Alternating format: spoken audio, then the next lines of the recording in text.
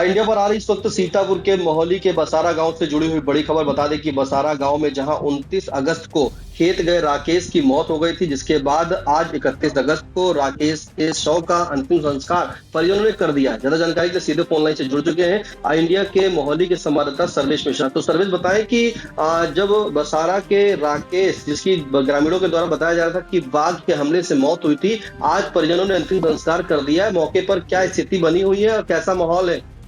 जी, बता दें, राकेश की जो 29 तारीख को मौत हुई थी बाघ के हमले के दौरान बताई जा रही थी। आज परिजन जब कल देर रात में शव इनका पहुंचा है, देर रात में, चूंकि पीएम परिजन इसलिए थोड़ा नाराजगी जाहिर कर रहे थे कि पीएम रिपोर्ट करवाने के लिए काफ़ी देरी हुई है, इसलिए बॉडी जो है शव इनका देर रात में घर पहुंचा। और सनातन धर्म के हिसाब से कल जो है शाम को इन लोगों ने अंतिम संस्कार बॉडी का नहीं किया। जी निशान जी, आपको एक चीज और बता दें, आज जब पूरे मामले में सीओ मोहाली क्षेत्राधिकारी दीपक सिंह से बात हुई तो उन्होंने बताया, पीएम रिपोर्ट के लेकर जब इंडिया से उन्होंने वार्ता की, उन्होंने बताया कि पीएम रिपोर्ट में जो अधिकारियों के द्वारा बात हुई है हमारी, उसमें ये बताया गया कि फेफड़े चिपके हुए थे और दम घुटने से उनकी मौत का अंदेशा किया जा रहा है, और बॉडी पर किसी भी जानवर या बाघ के खरोच या इसके निशान नहीं पाए गए। निशान जी। सर्वेश, जैसा कि ग्रामीणों के द्वारा मौके पर जानकारी भी दी गई थी कि जब खेत पर जो है चारा लेने के लिए राकेश गए थे तो उन पर बाघ ने हमला किया था, जिसको ग्रामीणों ने अपनी आंखों से देखा था। और ये भी एक दावा कर रहे थे वहां के ग्रामीण की बाघ जो है राकेश को खींच कर ले आया। तो आखिरकार पीएम रिपोर्ट में फेफड़ों की चिपकने की बात कैसे सामने आई और एक भी खरोच सामने बॉडी पर नहीं आई? क्या जानकारी मिली? देखिए, बाघ की जहां तक हम अगर बात कर लें तो बाघ के लिए कोई ये नई बात नहीं, चूंकि क्षेत्र में विचरण कर रहा 4 से 5 साल हो गए। तो बाघ तो एक, जैसे ग्रामीण बोल रहे हैं कि बाघ को उन्होंने देखा, तो ये तो माना जा सकता है, हो सकता है बाघ को देखा गया। लेकिन जिस तरीके से जिम्मेदार जो है क्षेत्राधिकारी दीपक सिंह, जिनसे हमारी अभी बात हुई, उन्होंने बहुत साफ तरीके से लेजेंड बताया, जो कॉज ऑफ डेथ का रीजन बताया गया मौत का, उसमें सीधे फेफड़े में और ब्लड जमने से उनकी मौत हुई है। अब चूंकि एक बड़े अधिकारी, उन्होंने यहाँ तक ये भी बता दिया कि डीएफओ सर से अधिकारियों की जो वार्ता है उसमें पीएम रिपोर्ट में सीधा यही निकल के आया है कि जो है फेफड़ों पे ब्लड जमने से या फेफड़े सिकुड़ने से, इन कई रीजन उन्होंने बताया।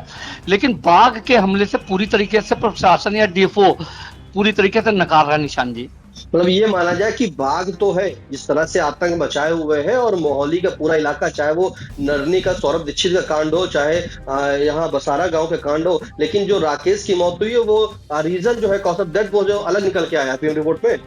जी, कॉज ऑफ डेथ जो अभी हमने आपको बताया वही निकल के आया। हालांकि इस बात की जानकारी उनके परिजनों को भी अभी कहीं ना हो गई, क्योंकि आज अभी संडे का दिन है। अभी पीएम रिपोर्ट की चूंकि प्रक्रिया पूरी लंबी चलती है, सीएमओ ऑफिस जाने के बाद कप्तान ऑफिस, फिर मोहाली क्षेत्राधिकारी, उसके बाद में एसएचओ मोहाली के पास पहुंचती है।